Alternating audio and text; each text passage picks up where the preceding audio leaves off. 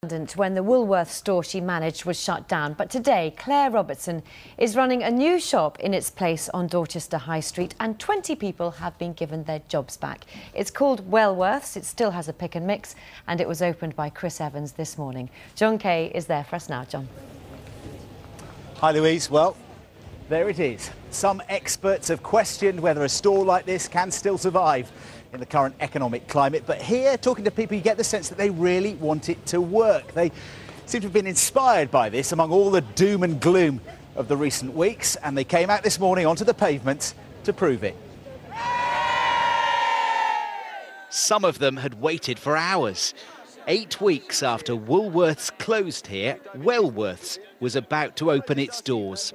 Wellworths is the first of hopefully many, and it's Dorchester that did it. In the crowd, I found one lady who was here for the opening of Woolies 80 years ago, and she was excited all over again. You think it'll do well? Oh, it will. Look at the people here today. And we're waiting to buy the pick and mix. It's my great pleasure to announce the birth of Claire's brand new baby.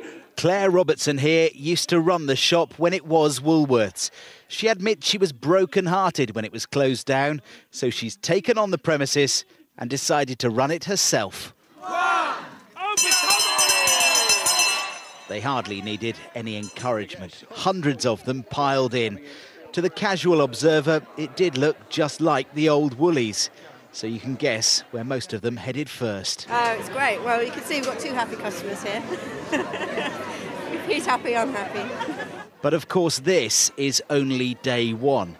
And some retail analysts wonder if Wellies can survive as a single store in difficult times when Woolies couldn't. Claire, though, is confident. We are going to sell lots of products, but we're going to make sure that we keep the products that people want to buy. If they don't sell, we won't sell them, and that's the end of it. Claire has rehired her old staff, who'd struggled to find jobs elsewhere. Today, they were quite overwhelmed. This was like my second home, and all these people were like my second family. And obviously when Woolworths shut, it was everything gone. Sorry. And now you've got them all back. Yeah, it's really amazing to have everybody back and everybody back together. They've had inquiries from other parts of Britain about doing the same thing. But for now, one store is keeping them busy enough.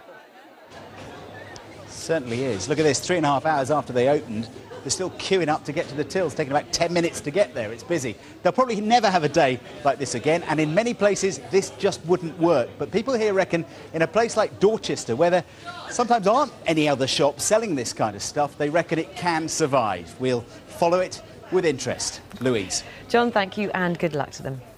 Let's catch up on the